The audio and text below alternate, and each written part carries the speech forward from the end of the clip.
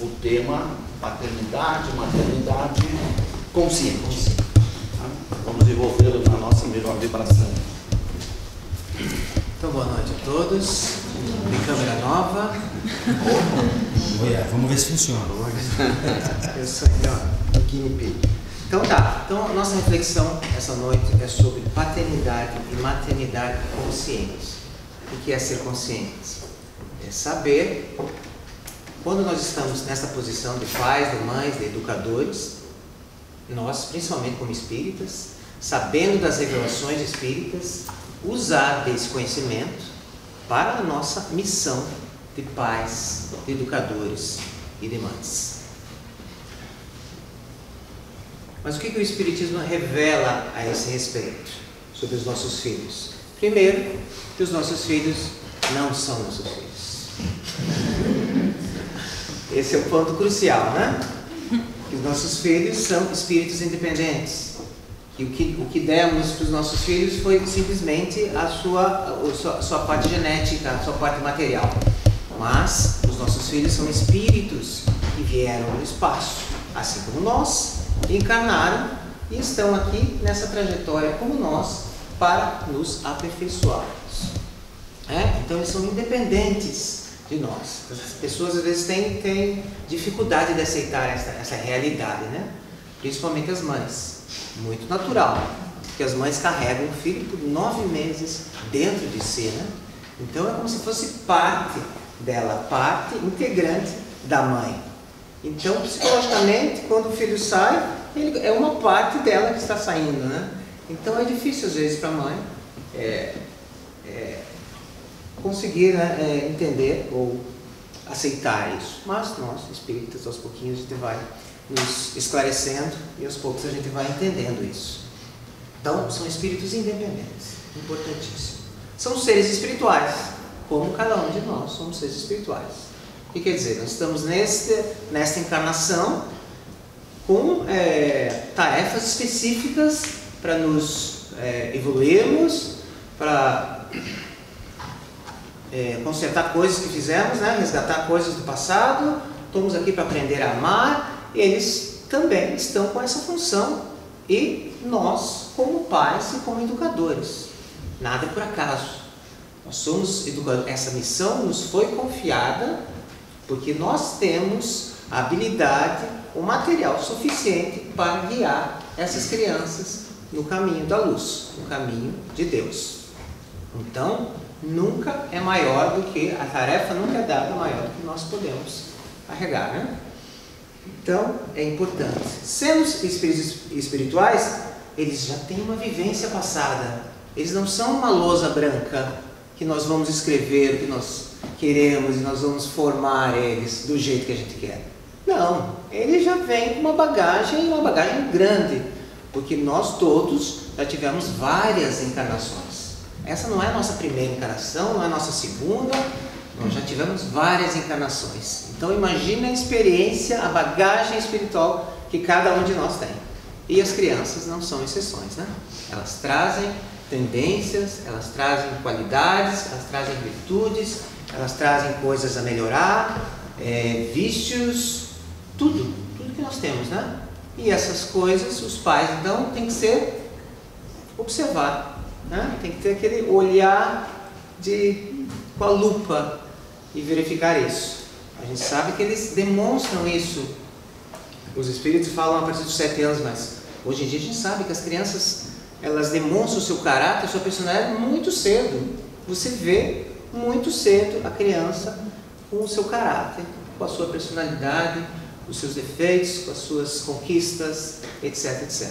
Então cabe a nós, como pais, quem não é pai, sobrinho vale, né? Irmão vale, porque nós estamos falando de relacionamento humano, na verdade. Então vale para todo mundo. Então é importante saber isso. Não é uma lousa branca. Não é também, como às vezes as pessoas pensam, uma miniatura da gente, né? É uma miniatura dos pais.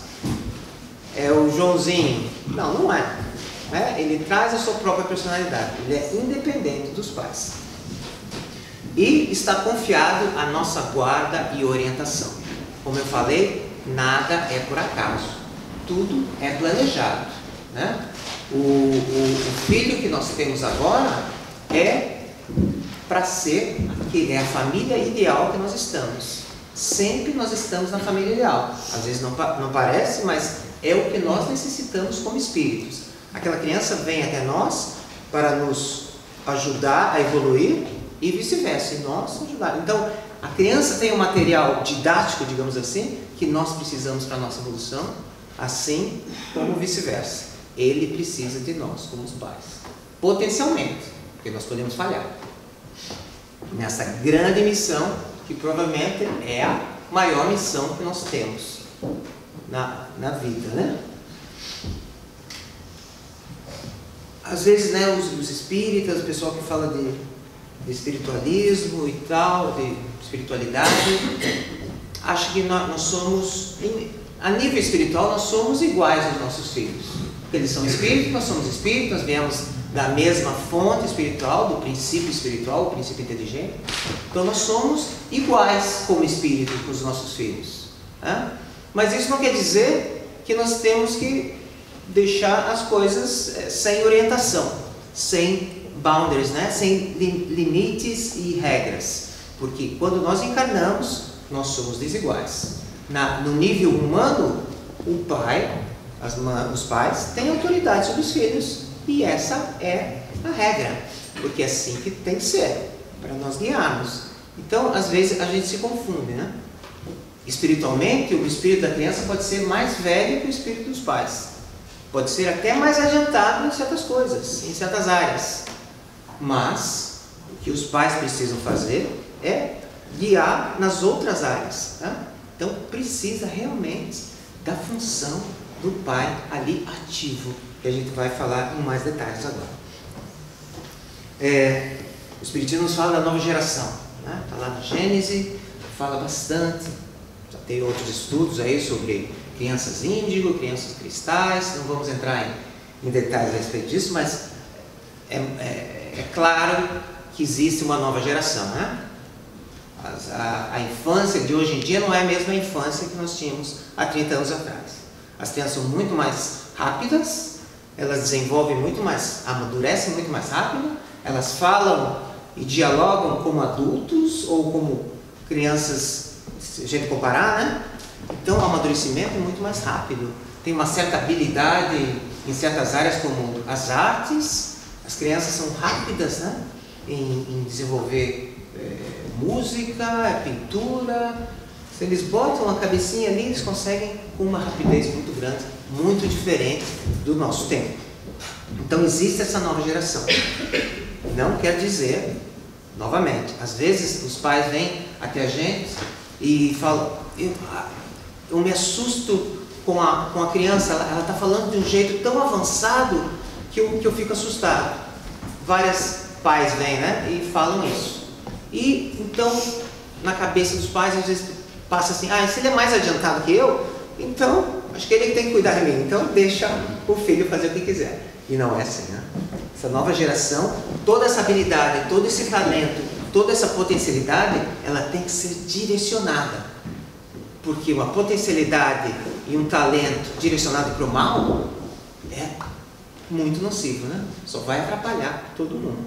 Então, pega toda essa habilidade, toda essa potencialidade da criança, mas nós vamos direcionando a parte moral. Nós vamos falando sobre o bem, sobre como direcionar essas energias para o bem da humanidade, não só para o bem dela própria ou daqueles perto, mas o bem da humanidade, né? Então, o papel dos pais é primordial. Peguei algumas frases de algumas pessoas. Rudolf Steiner, então, esse filósofo, educador, um grande pensador. Ele fala da educação o seguinte: toda educação é autoeducação. E nós, na qualidade de professores, educadores e pais, em realidade formamos apenas o ambiente em que a criança se educa a si mesma. Devemos propiciar-lhe o ambiente mais favorável possível para que, junto a nós, ela se eduque da maneira como deve ser educada por seu destino interior. Então, não é inserir coisa na cabecinha da criança, né? É você promover esse ambiente propício para a criança se desenvolver. Logicamente, dependendo da idade, né? da sua fase. Quanto mais novo, mais influência dos pais. Quanto mais velho, mais influência da criança. Mais co-direcionamento dos pais. Sempre. Então, é autoeducação. Nós nos autoeducamos. Né? A criança se autoeduca. Mas os pais propiciam para que a coisa aconteça. E essa pessoa é o Jacques Lucy. Declarou em sua biografia, ele era um autor cego, que o amor que seus pais nutriam por ele, criança cega, era como uma armadura mágica que, uma vez colocada, protege por toda a vida. Então, a importância do amor, né? A importância do afeto, do contato afetivo que precisa haver entre pais e filhos. Porque às vezes os pais ficam muito preocupados em ticar os boxes, né? Escova o dente tal hora, faz o homework, tal, e esquece de estar presente afetivamente na vida da criança. Estar presente lá, buscar os interesses da criança, o que ela gosta, né? Tentar dividir, tentar estar sempre perto e acompanhando a criança nos gostos, nos interesses, sendo parte, criar esse vínculo afetivo. E o que acontece? Isso a criança leva para o resto da vida, né? Vai ser uma armadura, vai ser uma base sólida. Qualquer coisa que aconteça na vida daquela criança, no futuro, ela está solidificada com o amor que foi inspirado pelos pais. Família. Família é o início da nossa jornada humana, né? É ali que nós vamos, é a nossa oficina. É a nossa primeira oficina, nosso primeiro cadinho, onde a gente vai interagir com os pais, os irmãos, e isso vai estabelecer o nosso relacionamento com as outras pessoas no futuro. Então, esse primeiro relacionamento é, lógico, básico, fundamental. Então, amar e educar os filhos, não só criá-los. Amar e educar são coisas diferentes. Criar é fácil. Envolve uma enorme gama de ações. Não é fácil. Como a gente sabe, a gente vai ver. E quando essa educação, quando essa criação é delegada para terceiros, como acontece às vezes, né? A pessoa está muito ocupada e deixa a babá ou deixa uma pessoa cuidando, existem consequências sérias. O vínculo afetivo não é estabelecido e a criança sofre. A criança sofre e ela não vai, para o futuro dela, nos próximos relacionamentos, ter essa base fundamental dos pais. Então, como é importante isso? É o primeiro lugar da educação, é onde a gente é iniciado a própria humanidade, os nossos relacionamentos. Implica em uma atenção cotidiana, uma vigilância e escultura das personalidades, sem o qual a condição animal prevalece, com suas cargas instintivas, agressivas e sua ignorância, o que chamamos de civilização. É o que fala no Livro dos Espíritos, que nós temos que ter essa vigilância com as nossas crianças, né? Vigilância amorosa, é amor, né? Você vigiar, você saber como conhecer os seus filhos é importantíssimo. E podar aquilo que precisa ser podado, né? Nós sabemos, os Espíritos nos falam, os males da humanidade estão baseados em duas coisas, simplesmente, orgulho e egoísmo. Quando a gente vê sinais de orgulho, o que é o orgulho? Sentir-se superior a outras pessoas. Né? Se a criança começa a se sentir superior a outra criança, é sinal de orgulho. Às vezes os pais ainda instalam isso na criança, né? Porque a minha criança é melhor. Então, é o orgulho do pai já passando para o filho. Então, o orgulho e o egoísmo, tudo para si, tudo para si. Então, quando a gente vê sinais dessas duas coisas nas nossas crianças, nós temos que, aos pouquinhos, alienar isso, né? É como a árvore tem, quando ela é pequenininha, é fácil você podar. Se você deixa a árvore crescer, fica mais difícil. Então, no início que nós temos que verificar isso aí. Deixa eu falar mais alguma coisa. como fala aí, se a gente não faz isso, existem consequências, né?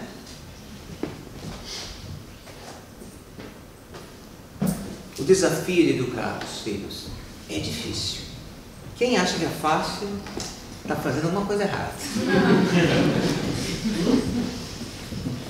Tarefa instigante, trabalhosa e a mais estressante do planeta, realmente. Né? Porque engloba uma enormidade de ações. Ações externas e ações internas, que a gente vai falar. Né? Mas é das mais importantes e mais gratificantes. Não há nada mais gratificante do que você ver um filho fazendo um trabalho do bem, sendo uma pessoa de bem, sabe? Fazendo o que deve ser feito como bom cristão, como espírita, né? Aquilo que a gente sempre tenta. Mas no livro dos Espíritos fala que por mais que você faça, lembre-se que eles não são os nossos filhos, né? Eles são seres independentes. E vai caber a ele rumar o seu destino.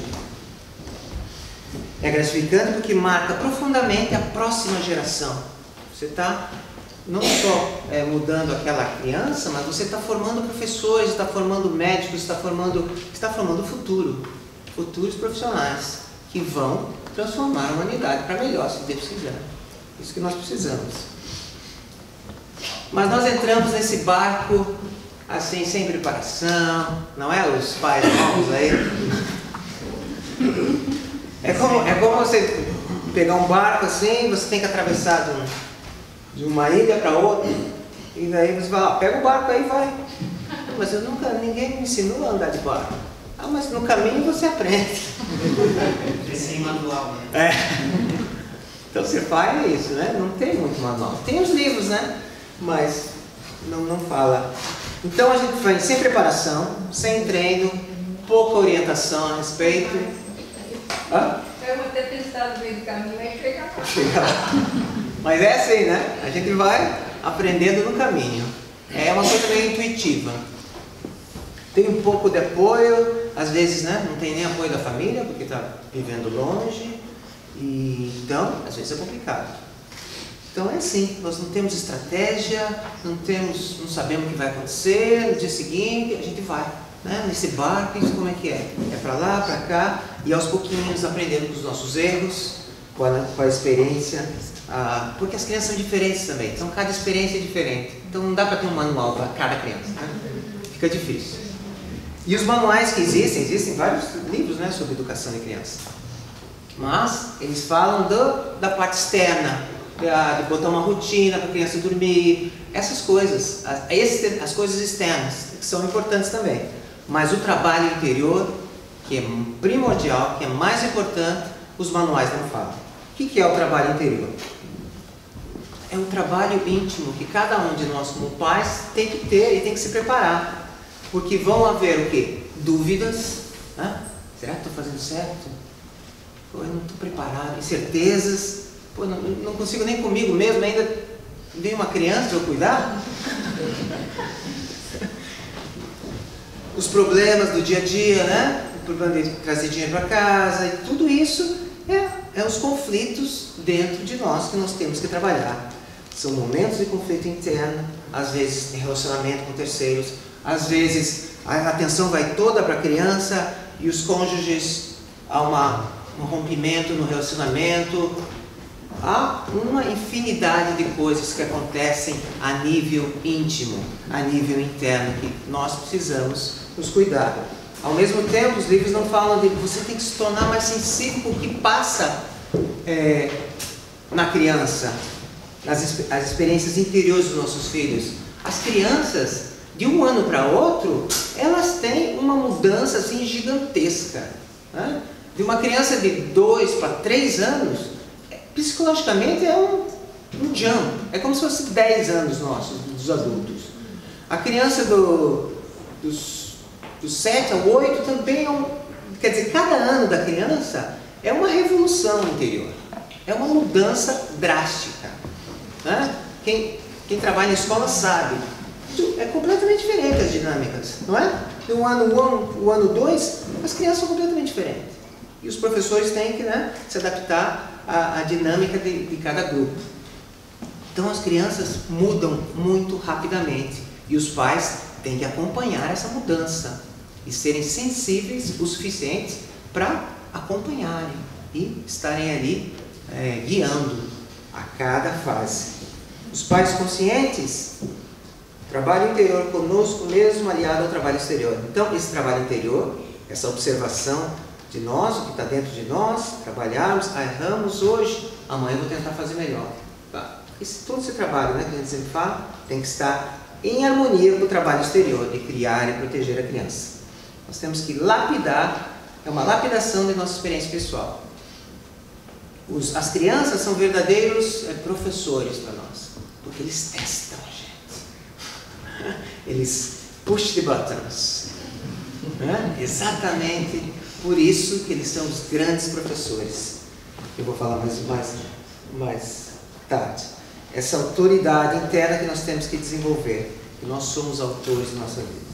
Bem, nossos filhos, nossos professores.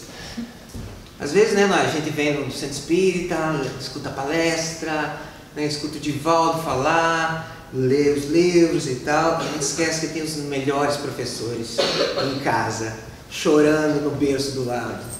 Ou aquela criança que se esperneia no shopping e começa a gritar. Esses são os grandes professores. Por quê? Eles vão testar as nossas imperfeições. As crianças mostram o melhor de nós, mas também mostram o pior de nós. Mostram o melhor de nós quando nós amamos incondicionalmente aquela criança. Mas também mostra o pior quando a gente vê a nossa intolerância. E eles mostram, né? Revelam. Aquilo é um espelho. Nós perdemos as estribeiras, a nossa intolerância, a nossa impaciência. Eles, sim, então, são os nossos grandes professores. Através dos desafios que são impostos na educação, eles revelam o que necessita ser mudado em nós. Então, é uma reforma íntima na marra. Se você quiser ser um bom pai. Porque eles vão te testar. Eles vão te mostrar o que está de errado em você. Eles vão refletir. Quanto mais difícil a criança, melhor é o professor.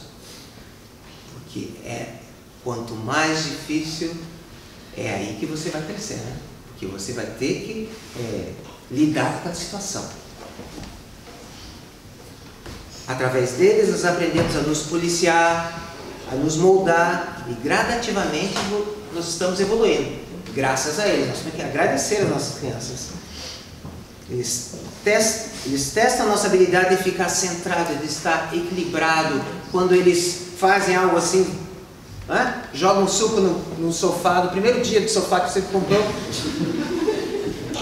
qual que é a tua reação? Quando eles começam a gritar com você, responder, qual é a tua reação? Você consegue, responder equilibrado?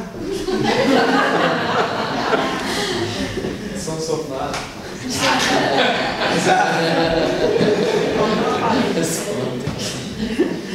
Responder e não reagir. Então nós estamos sendo testados a todo momento com as crianças. E é rápido, é intensivo, é um curso intensivo de crescimento pessoal, de crescimento espiritual.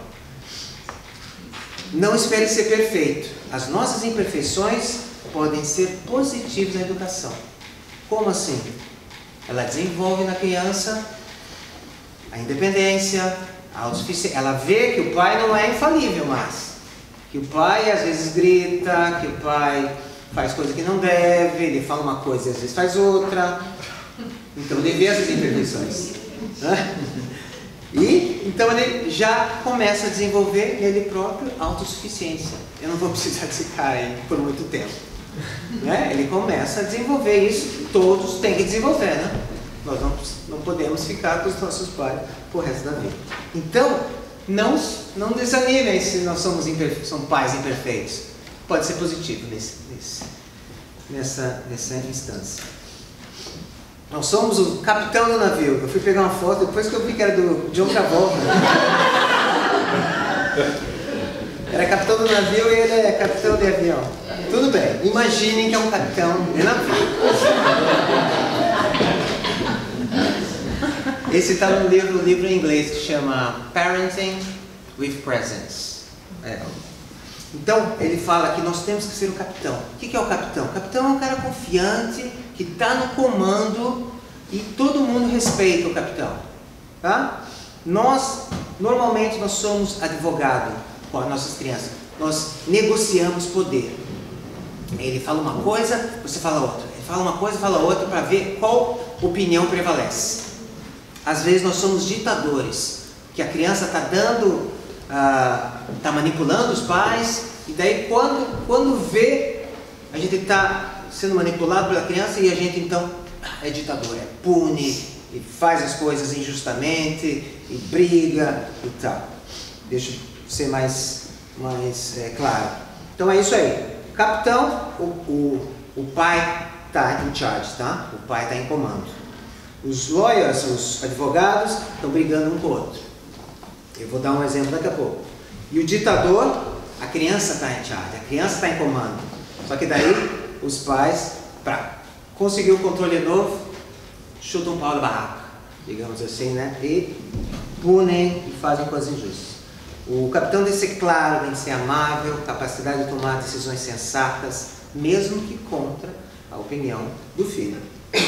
São flexíveis com responsabilidade, optando em engajar o filho nas tempestades.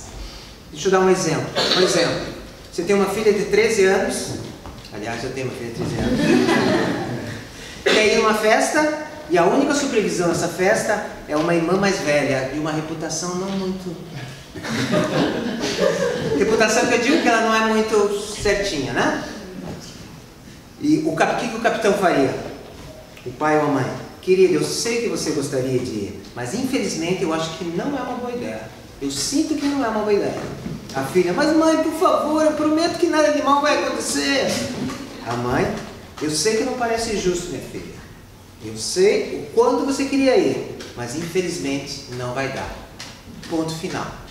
O que ela fez? Ela teve empatia. Ela reconheceu o que a criança queria, com carinho, mas ela foi decidida e clara. Tá? Mas ao mesmo tempo ela valorizou a opinião da criança. Importantíssimo. O advogado, nessa mesma situação, o que eu teria? Você me trata como uma criança, você não confia em mim. A mãe, você nunca está satisfeita, a não ser que consiga o que quer. A irmã dela é imatura, eu não confio, que ela vai cuidar de vocês. Na verdade, eu ouvi dizer que ela... Aí já traz a opinião da menina. Isso é mentira, quer dizer, cada um fala uma coisa, eles estão disputando, fica uma batalha de vontade, né? De poder. Um fala uma coisa, outro fala outra, numa coisa totalmente, uma discussão desnecessária. A mãe discute para segurar a sua opinião, a criança rebate. Uma interação caracterizada por brigas e discussão. O ditador é o controle. A criança está no controle, manipulando, os pais não conseguem lidar com a situação, entram em pânico e para restituir ordem e controle subjugam a criança com gritos, com punições, com ameaças, com chantagem emocional. Por exemplo, você não aceita que eu cresci, eu não sou um bebê, por que não se importa com a vida e me deixa em paz? Você aprecia nada do que fazemos por você. Chantagem emocional. Trabalhamos duro para botar comida na mesa e é assim que você agradece a gente. Vai pro quarto, tá de castigo. Ditador. Então, para terminar, estou atrasado. Crianças, por mais que não pareça, necessitam e querem estrutura. Por mais que elas acham que não queiram, ou que falam, principalmente quando é teenager, quando é adolescente, necessita de estrutura, de limites para ela ser criança, para ela ser feliz. Pessoas têm medo, às vezes os pais têm medo de ser firme e confiante, porque quer contrariar, chatear e transtornar a criança. Mas precisa uma autoridade autêntica baseada e combinada com amor. Precisa ter diálogo, interesse. Acontece isso, às vezes nós pegamos coisas do passado. Pais que tiveram uma educação muito restritiva, compensa com uma educação sem estrutura. E daí sai uma bagunça, né? Os pais querem compensar. Acontece muito. A criança precisa de alguém no comando. E ela sente isso. Se a gente não faz... E para acabar, então, o que a codificação fala, né? É uma missão. Tá? Deus põe a criança sob a tutela